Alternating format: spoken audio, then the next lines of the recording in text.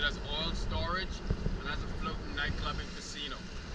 So after the 2-year span, in 1924, he sold it to some Bahamian guy by the name of Bruce Bethel, and Bruce Bethel decided to do the same thing. So the first year he used it carrying goods from the U.S. He would go to Grand Bahama, better known as Freeport. He would come to Bimini, and then he would go to Nassau. So the way that the boat got here, if you guys look at those rocks up here, those rocks separate the Atlantic Ocean from the Great Bahama Plain, alright? If you go about 200 miles in this direction, which is east, the deepest you're going to get is about 40 feet of water. Now, if you see that piece of land over there, that is called Cat Key. Right behind Cat Key, there's a channel that runs directly to Nassau. Alright? So in 1926, he was caught up in a hurricane and the boat was actually being towed to Nassau. So he missed the channel by maybe 500 feet. He dropped his anchor thinking that the boat would be safe in shallow waters, but with the winds and waves, this is where the boat was pushed and this is where it settled. So once it settled there, he realized that it's still in good condition, but it's not going to move anymore. That's when the floating nightclub and casino popped up. And that was also the time that alcohol was prohibited in the U.S. So they would store alcohol on the ship, and a lot of the rum runners, they would come and anchor out here. Everybody knows Al Capone, right? Al Capone was one of the famous guys. He used to stay in Bimini. He would always anchor off the ship, and as he's on the ship gambling, his boat is being loaded with alcohol to smuggle back to the U.S., alright? So after the U.S. Coast Guard, the Navy, and the Army found out about it, they actually seized the ship, and they decided to use it for target practice. So that's why the boat has so many holes in it, alright? They would actually shoot it with 50 caliber bullets and they would drop bombs on it. Anybody familiar with Flight 19 that went missing over the Bermuda Triangle? So this was their actual shoot for target practice, alright? There's a lighthouse on it, and there's a good fishing spot on there called Hens and Chickens. That would be the second bombing spot for them, and then they would go back west towards West Palm Beach, alright? So it was a cloudy day, a day something like this. The guys did not feel comfortable going out, but they had to do it anyway. They came out, the last thing that the US got was, we have this opponent inside.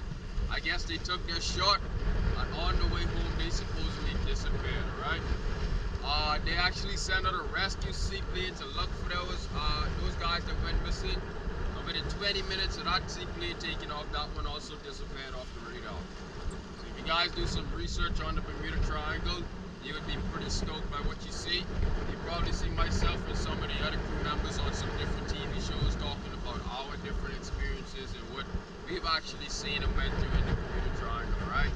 And if you guys did not know, you are in the middle of it right now. Right. So after the flight went missing and they slowed down on the bombing and shooting, the Bahamian government called them, like, we want you to stop completely. And ever since then, it's been a world famous snorkeling and scuba diving site, alright? Up until a few days ago, I want to say last week, one of our crew members found one of the shells that they were shooting at the ship. So if you guys have good enough eyes, you can still find it up to today, alright? About the wreck itself, the wreck sits north to south, but the current runs east to west, alright? So if you look at the front of the ship, the current, or even on the inside, the current is going to hit the ship and it's going to want to spread around until it meets again, alright? So, given the conditions we have today, I'm going to ask everybody to put on a snorkel vest, alright? You don't have to put the air in it to inflate it, but we need everybody to put a vest on, alright? If you guys are confident swimmers, you can swim yourself around the ship or you can follow somebody.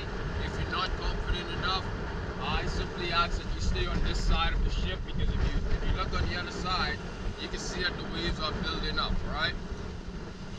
If you guys want to get inside the ship, you are free to, but you can only enter from the side that we are sitting on right now, alright? This is the only side that they would shoot from, so this is the only side that is open.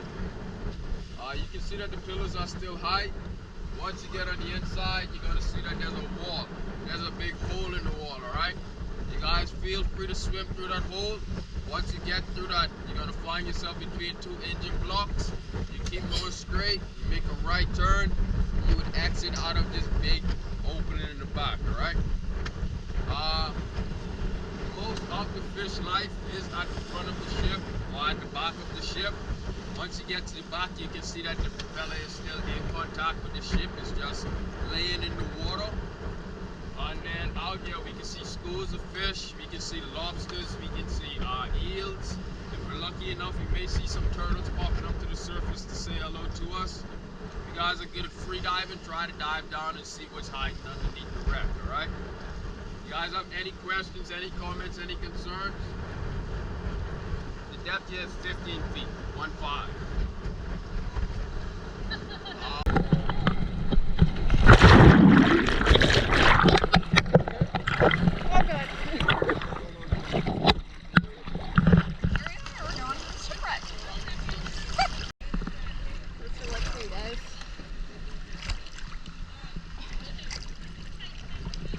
I'm so excited to go on the shipwreck.